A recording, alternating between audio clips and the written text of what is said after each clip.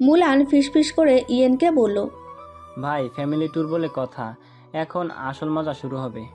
সকাল সকাল রিসর্টের বাগানে সবুজ ঘাসে শিশিরের জলছোঁয়া আর পাখির কিচিরমিচির শব্দে সবাই ঘুম থেকে উঠল। গালিব আর নিলয় হাত দুটোতে কফির কাপ নিয়ে টুকটাক গল্প করছিলেন। তৌহিদ খান বাগানের এক কোণে চেয়ার পেতে রোদের গায়ে বসেছিলেন। এদিকে ছেলে মেয়েদের মধ্যে তুমুল ফান শুরু হয়ে গেছে। নাদিবা আর মুলান একসাথে বসে কী সব খিলখিল করে হাসছিল। নাদিবা মুলানকে খোঁচাতে খোঁচাতে বলল, তুমি তো অনেক স্মার্ট। তোমরা চায়নাতে কি খেয়ে এত হ্যান্ডসাম হও? মুলান কপাল কুঁচকে বলল, ভাত খাই আবার কি? নাদিবা ভেংচি কেটে বলল, ভাত খেয়ে যদি এমন হ্যান্ডসাম হও তাহলে আমি রাজি। আজ থেকেই ডাল ভাত খাবো। ইয়েন জোড়ায় জোড়ায় হাত চাপড়াতে চাপড়াতে বলল, ওই মুলান এখন সাবধানে চলিস, এই পিচ্চির নজরে পড়ে গেছিস। মুলান লজ্জায় মাথা চুলকাতে লাগলো। তাহমিদ দূর থেকে দাঁড়িয়ে সেসবই দেখছিল। তার মুখে সামান্য এক চাপা হাসি খেলে গেল। এদিকে আরিশা আর রিহানা একটা ছোট্ট গাছের পাশে দাঁড়িয়ে গম্ভীর মুখে আলোচনা করছিল। রিহানা, দেখছিস চাইনিজ ভাইয়ারা এক এক করে কারো না কারো নজরে পড়ে যাচ্ছে। রিহানা চোখ টিপে বলল, কোনো চিন্তা নেই, আমরাও প্ল্যান করছি। আগে প্ল্যান করে দেখ, তাহমিদ ভাইয়ার এক ঝাড়ি খেলে সব প্ল্যান উড়ে যাবে। ওদিকে গালিব মজা করে জিসানকে বলছিল, তোর মেয়ে তো আজকাল খুব আধুনিক হয়ে গেছে দেখছি। আধুনিক না ভাইয়া, বুদ্ধিমান। আচ্ছা, আমার দুই ছেলে কোথায়? কোথাও আবার মারামারি শুরু করলি না তো? ওরা এখনো শান্ত, তবে বেশি আশা করো না। সকালের মিষ্টি রোদে পুরো পরিবারে যেন এক রঙিন আনন্দের ঝড় বইছে। হঠাৎ করে তাহমিদ কাছে এসে বলল, পাপা, আজ যদি সবাই একসাথে ট্রেকিংয়ে যাই? Challenge accepted. ঝকঝকে রোদে সবাই রওনা হলো ট্রেনিংয়ের জন্য। তাহমিদ, মুলান, ইয়েন, নওয়াজ, নাসিব সবাই মিলে আগে আগে হাঁটছিল, আর পেছনে ছোট ছোট দলে ভাগ হয়ে হাঁটছিল বাকি সবাই। আরিশা আর রিহানা হাত ধরে হাসাহাসি করতে করতে চলছিল। নাদিবা একটু দুষ্টুমি করছিল, মুলানের পেছনে ছোট ছোট পাথর ছুঁড়ে দিচ্ছিল। মুলান একবার ঘুরে তাকিয়ে বলল, কাউকে তো আজ ধরবই। নাদিবা টুপ করে দৌড়ে গিয়ে অনির পেছনে লুকিয়ে পড়ল। অনি হেসে মাথা নাড়লেন। গালিব আর তৌহিদ খান পাশাপাশি হাঁটছিলেন। তৌহিদ খান মাঝে মাঝে হাঁপিয়ে যাচ্ছিলেন। গালিব সাথে সাথে তার হাত ধরে এগিয়ে নিয়ে যাচ্ছিলেন। তুমি এখনো আগের মতো শক্তিশালী, আব্বু মিষ্টি করে বলল। ছেলের পাশে থাকলে বুড়ো মানুষও তরুণ হয়ে যায়। এদিকে তাহমিদ আর তাহমিদের দল বনে ঢুকে একটু এগিয়ে গেল। হঠাৎ ইয়েন চিৎকার করে বলল, দেখো দেখো, সামনে ছোট্ট একটা ঝর্ণা। সবাই দৌড়ে গিয়ে ঝর্ণার পাশে ভিড় করলো। ঝর্ণার পানির শব্দ, পাখির ডাক আর হালকা বাতাস যেন স্বর্গীয় পরিবেশ। নাদিবা চেঁচিয়ে বলল, আমি ঝর্ণায় ঢুকে পড়বো। মুলান হাত দিয়ে তাকে আটকাতে গেল, কিন্তু নাদিবা মজা করে বলল, ভয় পাচ্ছ নাকি মুলান ভাইয়া? ভয় পাই না, কিন্তু যদি পরে যাও তাহলে কে ধরবে? আরিশা ঝর্ণার পাশে দাঁড়িয়ে আনমনে হয়ে পড়ল। হঠাৎ পেছনে তাকিয়ে দেখল তাহমিদ তাকিয়ে আছে। গম্ভীর মুখে চোখে চোখ পড়ে গেল। কিছু না বলেও যেন হাজারটা কথা বিনিময় হয়ে গেল তাদের মাঝে। কিছু একটা অদৃশ্য দেওয়াল ছিল যা দুজনের মাঝখানে দাঁড়িয়েছিল। তবে মুহূর্তটা আর দীর্ঘ হলো না, কারণ পেছন থেকে গালিব চিৎকার করে বললেন, চলো, সবাই এখানে পড়েই যদি বসে থাকো তাহলে বনের বাঘ ভালুক এসে নিয়ে যাবে। রাতের শ্রীমঙ্গল যেন আরও রহস্যময়। জঙ্গলের ভেতর চারপাশ ঘন অন্ধকারে ঢাকা, আর মাঝখানে বড় একটা ক্যাম্প ফায়ার চলছে। সবাই আগুনের চারপাশে গোল হয়ে বসেছে, কারো হাতে চা, কারো হাতে পপকর্ন। হাসির ফোয়ারা, দুষ্টুমি আর গল্পে মজে উঠেছে আড্ডা। নওয়াজ আর নাফিস মিলে একটা ভৌতিক গল্প শুরু করলো। এই বলে নাকি এক সময় একটা অদৃশ্য ছায়া ঘুরে বেড়াতো। রিহানা ভয় পেয়ে আরিশার হাত আঁকড়ে ধরল। আরিশা হাসতে হাসতে বলল, তাহলে তুমি ঠিক পাশেই থাকো, ভূত যদি আসে তাহলে আগে তোমাকেই নেবে। মুলান ও ইয়েন চীনা ভাষায় নিজেদের মধ্যে কিছু বলছিল, তারপর ইংরেজিতে যোগ করল, এমন মজা চায়নায় মিস করতাম। নাদিবা গিটারের জন্য চিৎকার করে উঠল। তাহমিদ ভাই, প্লিজ একটা গান বাজান। তাহমিদ একটু বিরক্ত মুখ করে তাকালো। তবে গালি পাপার হালকা ইশারায় সে গিটার তুলে নিল, নরম গলায় গাইতে শুরু করলো একটা ধীর গতির প্রেমের গান, যেন পুরো অন্ধকার জঙ্গলটাকে মায়ায় মুড়ে দিল। আরিশা চুপচাপ শুনছিল, চোখের কোণে জমছিল অদৃশ্য এক অনুভূতি। এই ছেলেটা যে তাকে ধমক দেয়, বিরক্ত করে, সে যেন নিজের অজান্তে তার হৃদয়ের কোণায় নরম একটা ছায়া হয়ে দাঁড়িয়ে গেছে। গানের শেষে সবাই হাততালি দিল। গান শেষ হতেই নীলা হাসতে হাসতে বলল, তুই তো দেখি পুরো গায়ক হয়ে গেছিস রে বাবা। তাহমিদ হালকা হাসল, কিন্তু তার চোখে মুখে আজও একটা অব্যক্ত কঠিনতা রয়ে গেল। একা থাকতে যেন সে বেশি স্বস্তি পায় এখন। সবাই নাস্তা শেষে বাগানে মজেছিল আড্ডায়। রিহানা চুপচাপ মুলানের দিকে তাকালো, তার মনটা কেমন অস্থির লাগছিল। সে একটু সাহস করে মুলানের কাছে এসে আস্তে করে বলল, মুলান ভাইয়া, একটা কথা বলবো? মুলান হালকা হাসল। বলো রিহানা, কি জানতে চাও? রিহানা একটু ইতস্তত করে ফিসফিস করে বলল, তাহমিদ ভাইয়া সবসময় তো চুপচাপ থাকে কেন? এত মন খারাপ করেই থাকি, আমরা সবাই তো আনন্দ করছি, হাসছি, মজা করছি, কিন্তু তাহমিদ ভাইয়া যেন সব কিছু থেকে অনেক দূরে দূরেই থাকে। মুলান কয়েক সেকেন্ড চুপ করলো, তার চেহারায় একটা চিন্তিত ছায়া পড়ল। তারপর নরম গলায় বলল, তাহমিদ এমন ছেলে যার হৃদয়ে অনেক কিছু জমে আছে। রিহানা, সে সবসময় তার দায়িত্ব আর কষ্ট নিজের মধ্যে লুকিয়ে রাখে। সবাই ভাবে ও রাগী জেদি, কিন্তু আসলে ওর ভেতরে প্রচণ্ড ভালোবাসা আছে, প্রচণ্ড কষ্ট আছে। রিহানা অবাক হয়ে তাকালো। কিরকম কষ্ট? মুলান হালকা হাসলো, যেন অনেক কিছু বলতে চেয়ে থেমে গেল। তারপর বলল, সব গল্প একদিনে বলা যায় না রিহানা, সময় এলে একদিন ওর মুখ থেকেই শুনবে। তাহমিদ তার আপন মানুষদের ব্যথা নিজে নিয়ে হাঁটে, ও চায় না তার কোনো কষ্ট অন্যরা টের পাক, এজন্যই ও সবসময় চুপচাপ থাকে। রিহানার চোখ বড় হয়ে গেল, যেন তাহমিদকে নতুন করে চিনতে শুরু করলো। তার মনটা হালকা ভারী হয়ে উঠল। সে মনে মনে বলল, তাহমিদ ভাইয়া তো অনেক বেশি একা। দূর থেকে সেই মুহূর্তে তাহমিদ বারান্দায় দাঁড়িয়ে তাদের দিকে তাকিয়েছিল। তার চোখে ভাসছিল এক চাপা বিষণ্ণতা। কেউ হয়তো তা তখনও পুরোপুরি বুঝে উঠতে পারেনি। দুপুরের নরম রোদে রিহানা মুলানের কাছ থেকে কথা শুনে কিছুটা ভাবনায় পড়ে গিয়েছিল। সেই কথা আরিশার মনেও ঢেলে দিল। আরিশার ঠোঁট কামড়ে নিজের মনে বলল, তাহলে তাহমিদ ভাইয়া আসলে এতটা একা? তার বুকের কোথাও যেন এক অজানা ব্যথা টের পেল হয়তো।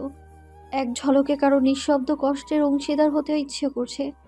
এদিকে সবাই দুপুরের বিশ্রামের জন্য রুমে চলে গেল, কিন্তু আরিশার মনে অদ্ভুত একটা ব্যাকুলতা কাজ করছিল। সে সাহস করে বারান্দায় গেল, দেখল তাহমিদ একা একা দূরে তাকিয়ে দাঁড়িয়ে আছে, যেন হারিয়ে গেছে দূর অজানায়। আরিশা এক পা এগিয়ে গিয়ে থেমে গেল, কিছু বলতে গিয়েও চুপ হয়ে গেল। হঠাৎ তাহমিদ পেছনে ফিরে তাকালো, চোখে এক ঝলক অবাক ভাব। তারপর অভ্যাসবশত ঠান্ডা হয়ে গেল। আরিশা একটু হেসে বলল, এমন চুপচাপ কেন থাকেন ভাইয়া? সবাই তো মজা করছে। তাহমিদ কাঁধ ঝাঁকিয়ে মৃদু গলায় বলল, সব মজায় সবার জায়গা হয় না। আরিশা কষ্ট পেল তার কথায়, কিন্তু আবার বলল, আপনার যদি কোনো কষ্ট থাকে কাউকে বলতে পারেন, সবাই আপনাকে অনেক ভালোবাসে। আমি আমি নিজেও চাই আপনি হাসুন। তাহমিদ কিছুক্ষণ চুপ থেকে ঠোঁটে এক ফাঁকা হাসি ফুটিয়ে বলল, ভালোবাসা ভালোবাসা মানুষকে শুধু কষ্ট দেয়। আরিশা, সেটা একদিন তুই নিজেই বুঝবি। আরিশা থমকে গেল, তার বুকের কোথাও যেন একটা কাঁটা বিঁধে গেল। তাহমিদ চলে গেল দূরে, রেখে গেল অনেক না বলা কথা। তার পেছনে দাঁড়িয়ে থাকা আরিশা প্রথমবার সত্যিকারের মন থেকে চাইল, তাহমিদ ভাইয়ের কষ্টগুলো একদিন আমি মুছে দেব। বিকেলে সূর্য ঢলে পড়ছে। সবার প্ল্যান হলো আজ সন্ধ্যায় চা বাগানে পিকনিক করা হবে। গালিব, তুবা, জিসান, অনি, নীলা, নিলয় সবাই রেডি। আর সে একটু দেরিতে বের হলো। তার মন আজ ভারী ভারী লাগছিল। মুলান, নাদিবা, রিহানা সবাই একসাথে মজা করছিল। তাহমিদ অনেকটা দূরে দাঁড়িয়েছিল, তার চোখে হারানো কোনো অতীতের ছায়া। ঠিক সেই সময় হঠাৎ করে একটা গাড়ির শব্দ হলো। একটি কালো গাড়ি এসে থামলো বাগানের কাছে। গাড়ি থেকে নেমে এলো মেইলিং। সবার চোখ ছানা বড়া। তাহমিদ অবাক হয়ে তাকিয়ে রইল। মেইলিং ধীরে ধীরে তার দিকে এগিয়ে এলো আর আশেপাশে ফিসফিস শুরু করে গেল। ওই মেয়েকে? তাহমিদ ভাইয়ার সঙ্গে এত পরিচিত লাগছে।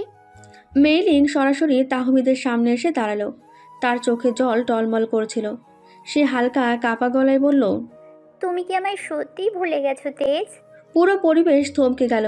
সবাই নিঃশ্বাস বন্ধ করে তাকিয়ে আছে তাহমিদের দিকে। তাহমিদ চোখ বন্ধ করলো এক মুহূর্তের জন্য। তার গলার স্বর খুব মৃদু, কিন্তু কাপা কাপা ছিল। ভুলিনি, কিন্তু বিশ্বাস হারিয়ে গেলে ভালোবাসা আর ফিরে আসে না মেইলিং। মেইলিং কাঁদতে কাঁদতে বলল, আমি তোমার জন্য অনেক পরিবর্তন করেছি নিজেকে, আরেকবার সুযোগ দাও প্লিজ। তাহমিদ তাকালো, তার ঠোঁটে তিক্ত হাসি ফুটে উঠল। তুমি যখন আমার বিশ্বাস ভেঙেছিলে তখন আমি ভেঙে গেছি মেইলিং। এখন আমি শুধু টিকে আছি, বেঁচে নেই। আয়েশার বুকটা মোচড় দিয়ে উঠল। সে বুঝতে পারল তাহমিদের হাসির আড়ালে চাপা পড়ে যাচ্ছে অসীম এক যন্ত্রণার পাহাড়। চারপাশ নীরব, শুধু হাওয়ায় ঝরে পড়ছে কাঁচা পাতার কান্না। গালিব এগিয়ে এলো পুত্রের কাঁধে হাত রেখে শান্তভাবে বলল, বাবা তোকে হাতে দেখতে পারে না, তুই এখন যেটা ঠিক মনে করিস সেটাই কর। তাহমিদ গভীর নিঃশ্বাস নিয়ে চোখ সরিয়ে নিল মেলিংয়ের দিক থেকে। আর মেলিং অসহায়ভাবে দাঁড়িয়ে থাকলো সেখানে হারানোর ভয় নিয়ে। সন্ধ্যার গভীর ছায়ায় ঢাকা চা বাগান। তাহমিদ মাথা নিচু করে কিছুক্ষণ দাঁড়িয়ে রইল। হাওয়া থেমে গেছে, যেন শুধু অদৃশ্য একটা ভার, একটা বিষাদ চারপাশে ছড়িয়ে আছে। আরিশা চুপচাপ তাকিয়ে আছে। তার বুকের ভেতর অজানা কষ্টের ঝড় বইছে। সে চায় এগিয়ে গিয়ে তাহমিদের কাঁধে হাত রাখতে, কিন্তু পা যেন জমে গেছে মাটিতে। তাহমিদ আস্তে আস্তে ঘুরল। তার চোখে ছিল হিমশীতল শূন্যতা। একটুও কোনো আবেগ নেই, না রাগ, না ব্যথা, শুধু একটা ঠান্ডা মৃত্যুপুরী শান্তি। সে ধীরে ধীরে হাঁটতে শুরু করলো। সবার ফাঁক দিয়ে কেউ কোনো শব্দ করলো না। হঠাৎ তাহমিদের চোখ আটকে গেল আরিশার চোখে। দুই জোড়া চোখ ভরা বিষণ্ণতা আর প্রশ্ন নিয়ে তাকিয়ে থাকলো কিছু মুহূর্ত। আরিশার চোখ ভিজে উঠল। তার দৃষ্টিতে ছিল অজানা আতঙ্ক আর কিছুটা মাপ চাইবার ইচ্ছা, যেন সে নিজেও বুঝতে পারছে না কেন বুকের ভেতর একটা কষ্ট কুকড়ে খাচ্ছে। তাহমিদ থেমে গেল। তার ঠোঁটে হালকা একটা করুণ হাসি ফুটে উঠল। চোখের ভাষায় সে বলল, সব হারানোর কষ্টটা আমার একার, তুমি শুধু দর্শক। তারপর আর এক মুহূর্ত না দাঁড়িয়ে সে চলে গেল গাঢ় অন্ধকারের দিকে। মিলিয়ে আরিশা দাঁড়িয়ে থাকলো, হাতে একরাশ অপরাধ বোধ আর অজানা কান্নার সাথে। আকাশে যেন কালো মেঘ জমেছে, ঠিক আরিশার বুকের ওপরের মেঘের মতো। রাতের গভীরতা চারদিকে নেমে এসেছে। নিস্তব্ধতা শ্রীমঙ্গলের ছোট্ট রিসর্টের এক কোণে। ছাদে বসে আছে তাহমিদ। চাঁদের আলো ধরা দিয়েছে, তবে সেটা যেন কুয়াশার মতন আবছা বিষণ্ণ। তাহমিদের হাতে গিটার। সে নিঃশব্দে আঙুল চালাচ্ছে তারের ওপর। একটা পুরনো সুর ভাঙা, করুণ, হৃদয় নিংড়ানো। তার মুখে কোনো কথা নেই, শুধু একটা ব্যথা চেপে বসে আছে বুকের মাঝে। তাহমিদের মনে ভেসে উঠছে পুরনো কিছু স্মৃতি। মেইলিংয়ের সেই নিষ্পাপ হাসি, ভাঙনের মুহূর্ত, নিজের দুর্বলতা, আর সবশেষে আজকের আরিশা সেই ভিজে চোখ। তার বুকের ভেতর জমে থাকা কথাগুলো যেন বেরিয়ে আসতে চাইছে সুর হয়ে, কিন্তু সে থেমে যায় শুধু। গিটার বাজে অভিমানের সুরে। হঠাৎ একটা হালকা বাতাস বইল। গিটারের তারগুলো হালকা কেঁপে উঠল। তাহমিদ মাথা নিচু করে চোখ বন্ধ করলো। তার ঠোঁট নড়ে উঠল, কিন্তু কোনো কথা বের হলো না। গভীর মনোযোগে হারিয়ে গিয়েছিল সে নিজের ভেতর। ঠিক তখনই পেছন থেকে আস্তে পায়ে এগিয়ে এলো মেলিং থমকে দাঁড়ালো। তার মুখে স্পষ্ট অনুরোধ, ক্যান আই টক অ্যালোন তেজ? তাহমিদ কিছু বলল না, তবে তার চোখে ছিল বিরক্তি আর ঠান্ডা শীতলতা। এই সময় ছাদের আরেক কোণ থেকে হঠাৎ দেখা দিল আরিশা। সাদা সালোয়ারে দাঁড়িয়ে থাকা মেয়েটাকে দেখে মুহূর্তেই তাহমিদের ভেতর এক অজানা ঝড় উঠল। তার বুকের ভেতর জমে থাকা সমস্ত অভিমান, ব্যথা আর রাগ যেন মুহূর্তেই বিস্ফোরিত হলো। সে উঠে দাঁড়ালো কিছু না ভেবে। তাহমিদ এগিয়ে গিয়ে আরিশার কবজি চেপে ধরল, আর পরের মধ্যে সে আরিশাকে গভীর হাহাকারে ভরা এক চুমু দিল। মেলিং বিস্ফোরিত চোখে তাকিয়ে রইল। তার কণ্ঠ শুকিয়ে গেল। সে যেন পুরোপুরি অবশ হয়ে গেল জায়গায় দাঁড়িয়ে। আরিশা প্রথমে স্তব্ধ হয়ে গেল। তার চোখ বড় হয়ে গেল, হাত থমকে গেল। কিন্তু তাহমিদের হাতের মুঠো আর ঠোঁটের ছোঁয়া তাকে স্থির করে রাখল। তার শরীর শিউরে উঠল। তাহমিদের ব্যথা যেন আরিশার রক্তকণায় ঢুকে পড়ল। শেষে তাহমিদ হঠাৎ নিজেকে সরিয়ে নিল। তার চোখ দুটো লাল হয়ে উঠল, কণ্ঠটা কাঁপছিল। সে নিঃশব্দে মুখ ফিরিয়ে দাঁড়িয়ে রইল। আর আরিশা হতবিহ্বল শিউরে যাওয়া অবস্থায় দাঁড়িয়ে রইল। মেইলিং তখনও হতবাক ঠায় দাঁড়িয়ে। তাহমিদ ঠান্ডা গলায় বলল, don't ever think you can come back to me মেলিং, ইটস টু লেট। তার গলা ছিল কাপা কিন্তু কঠিন। পুরো ছাদ জুড়ে নেমে এলো মৃত্যুর মতো নিস্তব্ধতা। তাহমিদের সেই চুমু ছিল অভিমানের হারানোর ভয় আর নিজের অস্তিত্ব হারানোর চিৎকারের মতন। আর আরিশা সেই ঝড়ের একমাত্র সাক্ষী হয়ে রইল। আরিশা দাঁড়িয়েছিল পাথরের মতন। তার বুকের ভেতর এক অজানা কাঁপুনি বয়ে যাচ্ছিল। তাহমিদের ঠোঁটের ছোঁয়া যেন এখনও তার গাল জুড়ে জ্বলছিল। তার হৃদস্পন্দন যেন থেমে গিয়েছিল সেই মুহূর্তে। মেইলিং চোখের জল আটকে রাখতে পারল না। সে ছুটে চলে গেল ছাদ থেকে। পায়ের শব্দ যেন ছাদের নীরবতাকে ছিন্ন করছিল। তাহমিদ ঠায় দাঁড়িয়েছিল। তার গিটারের তারে বাতাস হালকা টুংটাং শব্দ তুলছিল, যেন কষ্টের সুর বাজাচ্ছে। আরিশা দম বন্ধ করে কিছুক্ষণ তাকিয়ে থাকলো তাহমিদের দিকে। তার ঠোঁট কাঁপছিল কিছু বলার মতো, কিছু জিজ্ঞেস করার মতো, কিন্তু কিছুই বের হলো না। শেষ পর্যন্ত থরথর কাঁপা গলায় আরিশা ফিসফিস করে বলল, তুমি এটা কেন করলে ভাইয়া? তাহমিদ কোনো উত্তর দিল না, শুধু গভীর এক নিঃশ্বাস ফেলল। তার চোখে ছিল অসীম ক্লান্তি, গভীর কষ্ট আর একরাশ তীব্র অভিমান। একটু থেমে শুধু বলল, তুমি যদি বুঝতে তবে প্রশ্ন করতে না। আরিশার চোখ ভিজে উঠল। তার চোখের কোণে জমে থাকা জল মুছে ফেলল। সে কিন্তু এক মুহূর্ত আর সেখানে দাঁড়িয়ে থাকতে পারল না। পিছন ফিরে ছুটে চলে গেল সে নিজের অজান্তেই। বুকের ভেতর কান্না চেপে রাখতে রাখতে তাহমিদ দাঁড়িয়ে রইল একা। হাতের গিটারটা মৃদু শব্দ করছিল বাতাসে দুলে। তার ঠোঁটে ফুটে উঠল এক ফাঁকা হাসি, একা, নিঃসঙ্গ আর নিজেকে অদ্ভুত এক কষ্টের মধ্যে আটকে ফেলে দেওয়া হাসি। ছাদের ওপরে তখন কেবল বাতাসের শব্দ আর এক ভাঙা হৃদয়ের বেদনার সুর। ছাদটা একেবারে নীরব হয়ে গিয়েছিল আরিশা চলে যাওয়ার পর। শুধু বাতাসের মৃদু সুর আর তাহমিদের শ্বাসের ভারী শব্দ শোনা যাচ্ছিল। তার চোখ লাল হয়ে উঠেছিল রাগে, কষ্টে আর নিজের ভেতর জমে থাকা অশান্তিতে। হাতের গিটারটা শক্ত করে ধরল তাহমিদ। একসময় যেটা তার শান্তির আশ্রয় ছিল, আজ সেই গিটারটাকেই তার সবচেয়ে বড় শত্রু মনে হচ্ছিল। হঠাৎই প্রচণ্ড রাগে গিটারটা ছুঁড়ে ফেলল সে ছাদের এক কোণায়। কাঠের সাথে দেওয়ালের প্রচণ্ড সংঘর্ষে গিটারটা ভেঙে চুরমার হয়ে গেল। তার তারগুলো ছিঁড়ে বাতাসে কাঁদতে থাকলো, ঠিক যেন তাহমিদের ছিন্ন ভিন্ন হওয়া আত্মার মতন। একটা করুণ শব্দ ছড়িয়ে পড়ল চারপাশে। ফাঁকা ছাদের নীরবতায় যেন মৃত্যু ঘটল সেই সুরের। তাহমিদ হাঁপাতে হাঁপাতে দুই হাঁটু মাটিতে ঠেকিয়ে বসে পড়ল। তার মাথা নিচু, দুই হাত মুঠো করে চেপে ধরা। ভেতর থেকে এক গভীর ধ্বংসের যন্ত্রণা যেন বেরিয়ে আসতে চাইছিল, কিন্তু সে কাঁদল না। সে কখনো কাঁদে না, শুধু চুপচাপ ভেতর থেকে ভেঙে যাচ্ছিল নিঃশব্দে। সব কিছু শেষ। নিজের ভেতর ফিসফিস করে বলল সে। তার মনে হচ্ছিল তার সুর, তার শান্তি, তার ভালোবাসা সবে যেন আজ ছিঁড়ে ছিঁড়ে শেষ হয়ে যাচ্ছে। দূরে কোথাও বাজ পড়ার মতন একটা শব্দ হলো, কোথাও অজানা ঝড়ের আভাস। আর সেই ঝড়ের ভেতরে তাহমিদ বসে থাকলো একা, একটা ভাঙা গিটার আর ভাঙা মন নিয়ে। গিটার ভেঙে ফেলার বিকট শব্দ পুরো বাড়ি কাঁপিয়ে দিয়েছিল, যেন মুলান আর ইয়েন, যারা নিচে বন্ধুদের সাথে কথা বলছিল, চমকে উঠে ছুটে এলো ছাদে। পায়ের শব্দ দ্রুত এগিয়ে এলো। দরজা ঠেলে খুলে ছাদে ঢুকলো তারা। মুলান হাঁপাতে হাঁপাতে চিৎকার করলো, তাহমিদ! তাহমিদ ছাদের এক কোণে মাটিতে বসেছিল, মাথা নিচু, দুই হাত মুঠো করে রাখা। তার সামনে ভাঙা গিটার ছড়িয়ে ছিটিয়ে পড়ে আছে, কাঠ ভেঙে গেছে, তার ছিঁড়ে বাতাসে ঝুলছে। তাহমিদের পুরো শরীর থেকে যেন এক ধরনের অদৃশ্য বিষাদ বের হচ্ছিল। ইয়েন কিছুক্ষণ স্তব্ধ হয়ে তাকিয়ে রইলেন, তারপর আস্তে আস্তে এগিয়ে গিয়ে তাহমিদের পাশে বসল। মুলানও নীরবে তার পাশে হাঁটু গেড়ে বসে পড়ল। তারা কেউ কোনো কথাই বলল না, শুধু পাশে বসে রইল, কারণ তারা জানে এই মুহূর্তে কোনো শব্দই তাহমিদের কষ্ট কমাতে পারবে না। তাদের উপস্থিতি ছিল তাহমিদের কাছে সবচেয়ে বড় সমর্থন। তাহমিদ আস্তে আস্তে মাথা তুলল। তার চোখ লাল, ক্লান্ত আর প্রচণ্ড গভীর একটা শূন্যতায় ভরা। সব কিছু শেষ হয়ে গেছে মুলান। ইয়ান ভাঙা কণ্ঠে ফিসফিস করলো তাহমিদ, আমি আর কাউকে বিশ্বাস করতে পারি না। আমি কারো জন্য আর কাঁদবো না, আমি কারো জন্য আর থাকবো না। মুলান তাহমিদের কাঁধে হাত রাখলো, শক্ত করে চেপে ধরল। তুই একা না ভাই, আমরা আছি। সব সময় ছিলাম, থাকবো।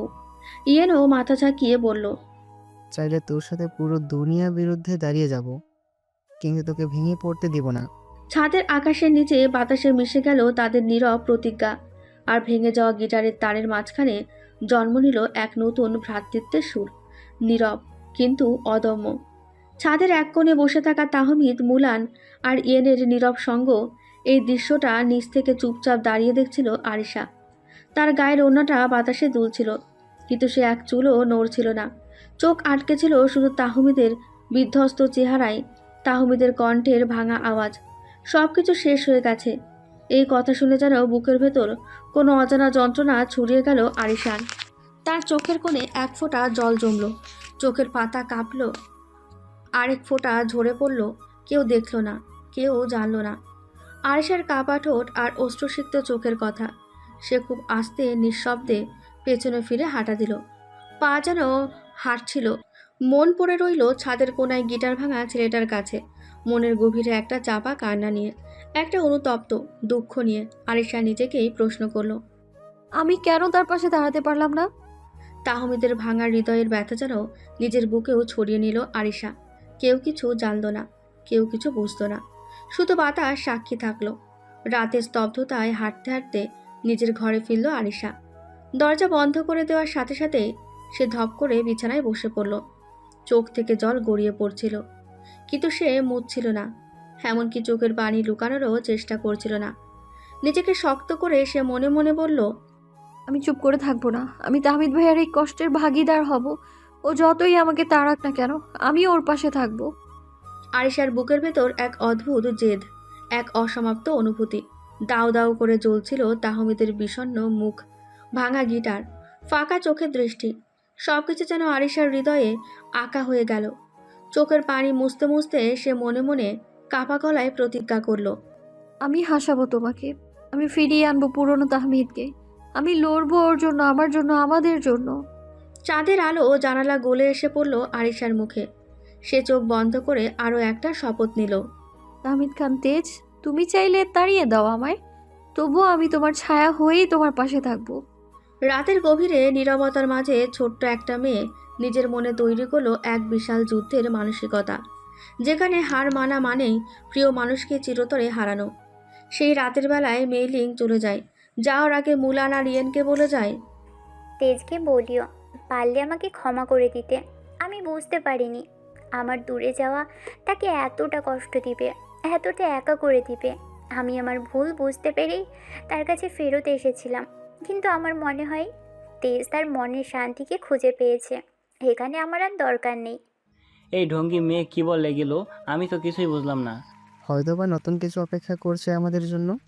তাহমিদ উঠে পড়েছিল অনেক সকালে, চোখে ঘুম নেই, মনে অশান্তি। গিটার ভেঙে ফেলার পর মনটা আরও বেশি খারাপ হয়েছিল।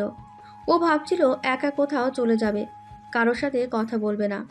তখনই দরজার নিচ দিয়ে একটা ছোট্ট চিরকুট গড়িয়ে এলো। তাহমিদ অবাক হয়ে কাগজটা তুলল। চিরকুটে লেখা, তুমি জানো ভাঙা গিটারও গান গাইতে পারি, শুধু বাজানোর জন্য দরকার ভালোবাসা। নাম লেখা নেই, কিন্তু তাহমিদ বুঝে ফেলেছিল এই চিরকুট আরিশার লেখা। সে ঠোঁটে হালকা একটা তিক্ত হাসি ফোটালো, কিন্তু তবুও চিরকুটটা ছুঁয়ে রাখলো বুক পকেটে। বিকেলবেলা তাহমিদ রিসর্টের পেছনের বাগানে হাঁটছিল। হঠাৎ সামনে পড়ে গেল এক ছোট্ট টেবিল। টেবিলের ওপর সাজানো একটা নতুন গিটার, আর পাশে ছোট্ট একটা নোট। ভাঙা কিছু মেরামত করা যায় না, কিন্তু ভালোবাসা দিয়ে নতুন করে শুরু করা যায়। চেষ্টা করবে তাহমিদ ভাইয়া? তাহমিদ কিছু বলল না, চোখ তুলে দেখল একটু দূরে দাঁড়িয়ে আছে আরিশা, এক গাল চুপচাপ হাসি নিয়ে। কিছু বলার সাহসও যেন হারিয়ে ফেলেছে। মেয়ে শুধু চোখের ভাষায় অনুরোধ করেছে। তাহমিদ এক মুহূর্ত দাঁড়িয়ে রইল, তারপর খুব ধীরে সামনে এগিয়ে গিয়ে গিটারটা হাতে নিল। আঙুল বুলিয়ে বলল মৃদু স্বরে, আমি চেষ্টা করব না আরিশা, আমি জানি আমি পারবো না। আরিশা ফিসফিস করে বলল, তুমি পারবে, কারণ আমি তোমার পাশে আছি। যতই তুমি আমায় দূরে সরাও না কেন, আমি থেকে যাব। তাহমিদ কিছু বলল না, শুধু গিটারটা বুকের কাছে নিয়ে একটু মাথা নিচু করলো। কিছু পুরনো স্মৃতি আর ব্যথা চোখের সামনে ভেসে উঠল। কিন্তু এই প্রথম বুকের মধ্যে একটা হালকা বাতাস বয়ে গেল, যেন কেউ আবার তাহমিদ খান তেজের মন ছুঁয়ে গেছে। রাত 9টা। মুলান, ইয়েন আর রিহানা ও নাদিবা এক করে গুটিসুটি হয়ে বসেছে। রিহানা ফিসফিস করে বলছে, ভাই কিছু করতে হবে, এভাবে দূর দূর করে থাকলে তো প্রেম কেমনে হবে? ইয়েন একটা চিপস মুখে পুরে বলল। প্ল্যান চেয়ে বড় সড়ো। মুলান চোখ টিপে বলল, শোনো শোনো, আমাদের দারুণ আইডিয়া আছে। প্ল্যান 1, কুপ কুপ ঠেলাঠেলি। ওরা ঠিক করলো সবাই খেলতে যাবে। চেয়ার গেম, মানে মিউজিক চলবে, চেয়ার কমবে, সেটা এমন থাকবে যাতে শেষ পর্যন্ত তাহমিদ আর আরিশা একই চেয়ারে গাদাগাদি করে বসতে বাধ্য হয়। Plan 2, flag flower drop. Rihanna গোপনে আরিশার হাতে একটা গোলাপ গুজে দেবে, আর ইয়েন সেই মুহূর্তে তাহমিদের ধাক্কা দেবে যেন তাহমিদের হাতে গিয়ে পড়ে ফুলটা। তারপর সবাই মিলে উঠাবে, ওই ফুল ধরছো মানে প্রপোজ করছো বলে জোরে করে হাসাহাসি করবে। প্ল্যান 3, লাভ চা কাণ্ড। রিসোর্টের ক্যান্টিনে নাকি দারুণ লাল চা মিলে। মুলান ঠিক করলো তাহমিদ আর আরিশার জন্য একই কাপে লাল চা অর্ডার করবে। যেমন ধরো, কাপ দুটো মিলে লেখা থাকবে আমি এক কাপ, তোমাকে ভালোবাসি অন্য কাপে। একসাথে রাখলে পুরো কথা হবে। রাত 10টার দিকে মিউজিক শুরু হলো। সবাই হেসে খেলছে। তাহমিদ চুপচাপ পাশে, আরিশা একটু লজ্জায় মুখ লুকিয়েছে।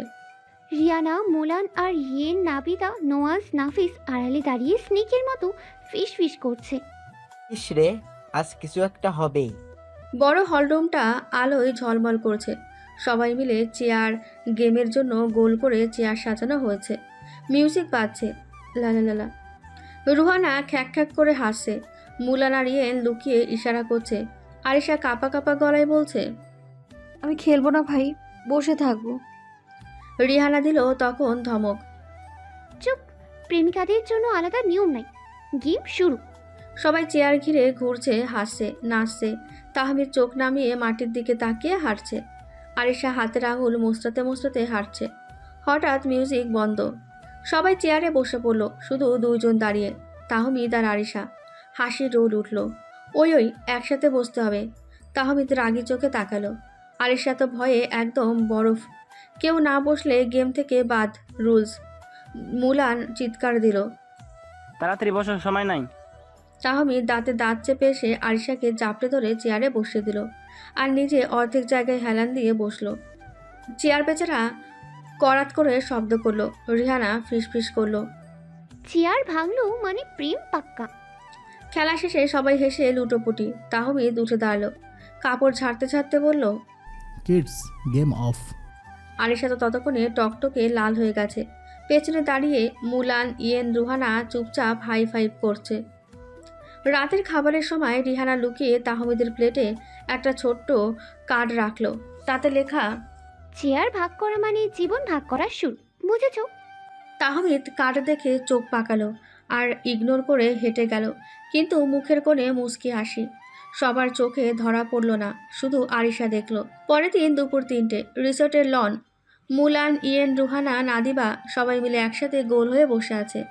তাহমিদ একটু দূরে একটা গাছের ছায়ায় বসে ফোন কল করছে। আরিশা হাই হিল পরে হাঁটতে হাঁটতে বিরক্ত। মুলান হঠাৎ ঘোষণা দিল, আজকের মিশন তাহমিদ আর আরিশা প্রেমিক প্রেমিকা সেজে দেখাবে। সবাই ওয়াও করে উঠল। আরিশা তো অবাক, কি বলছো? আমি আর ও তো আমাকে পছন্দই করে না। রিহানা কুটিল হেসে বলল, তুমি ভাবো না, অভিনয় তো করছো, সত্যি না। নাদিবা হাততালি দিল, হ্যাঁ, নাটক নাটক। মামাতো বোন আর ফুফাতো ভাই প্রেমের অভিনয় করো। তাহমিদ আর আরিশা ফেক ডেট শুরু।